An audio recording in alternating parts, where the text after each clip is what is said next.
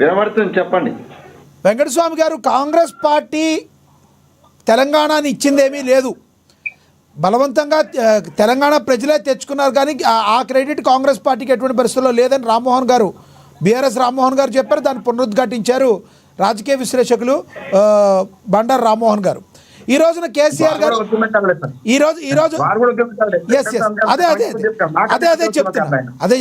ఈ రోజున కేసీఆర్ గారు విచారణకి హాజరయ్యారు. ఈ విచారణకు హాజరవడం ద్వారా ప్రజలకు మరొకసారి తెలిసిపోయింది ఎటువంటి పరిస్థితుల్లో కాళేశ్వరంలో ఎటువంటి అవినీతి జరగలేదు అని చెప్పి బీఆర్ఎస్ రామ్మోహన్ గారు చెప్తున్నమాట. మీరు రియాక్ట్ అవ్వండి. సరే, విచారణ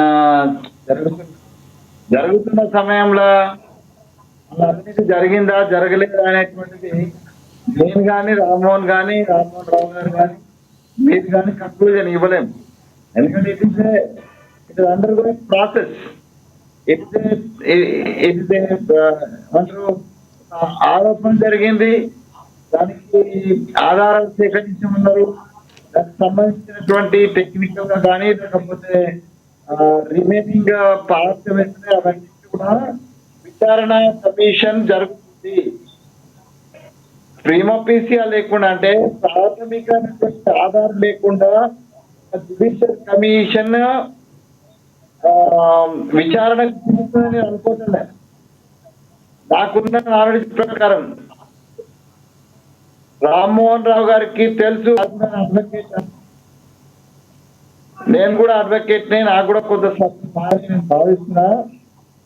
విచారణకు పిలుస్తున్నానంటే దానికి ప్రాథమికమైన కొన్ని సాక్ష్యాలు దొరికినప్పుడు విచారణకు పిలుస్తారు. దాంట్లో అవినీతి ఆరోపణలు ఉన్నాయి, ప్లస్ అదే రకంగా కట్టినటువంటి సంబంధించినటువంటి అంశాలు కూడా ఉన్నాయి. కాబట్టి ఇప్పటికిప్పుడు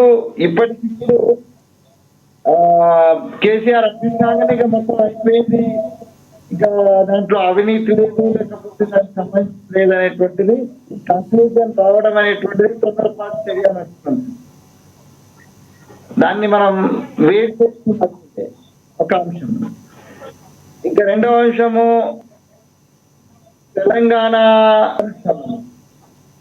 తెలంగాణ సాధనలో తెలంగాణకు సంబంధించినటువంటి ఆత్మాల గోపాలము పాల్గొన్న కారణంగానే తెలంగాణ రాష్ట్రం సిద్ధించింది.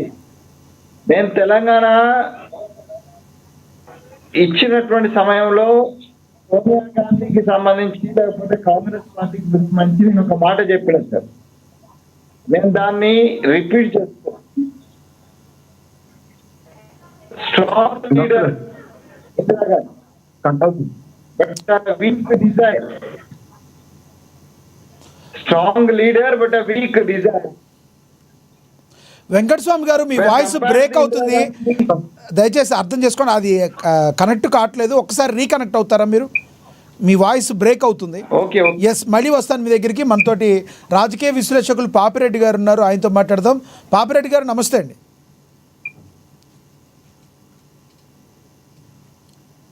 పాపిరెడ్డి గారు, రైట్. రామ్మోహన్ గారు, బీఆర్ఎస్ రామ్మోహన్ గారు, ఏంటి ప్రభాకర్ రావు గారు కూడా విచారణకు హాజరయ్యారు, అయితే జడ్జి ఏదో లీవ్లో ఉండటం వల్ల ఏదో మొత్తానికి మళ్ళీ వెనుదిరగాల్సిన పరిస్థితి ఏర్పడింది. ఆయన విచారణ ఏ రకంగా చూస్తారు? పోనీ కేసీఆర్ విచారణ చూశారు, ప్రభాకర్ రావు గారు విచారణ ఏ రకంగా చూస్తారు ఫోన్ ట్యాపింగ్ వ్యవహారంలో?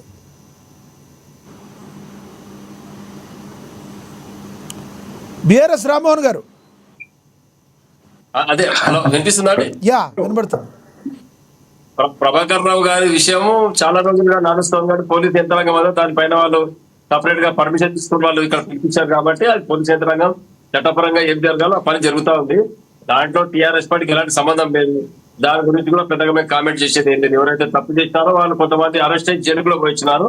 సంవత్సరం తర్వాత వాళ్ళు బెయిల్ కూడా రావడం జరిగింది. మా ప్రభాకర్ రావు గారు ఏం చెప్తారనేది పూర్తిగా వారి వ్యక్తిగత మరి అక్కడ ఏం జరిగింది, ఎవరేం చేశారని వాళ్ళు చెప్పాల్సి వస్తుంది. వాళ్ళ కింది అధికారులు నిజంగా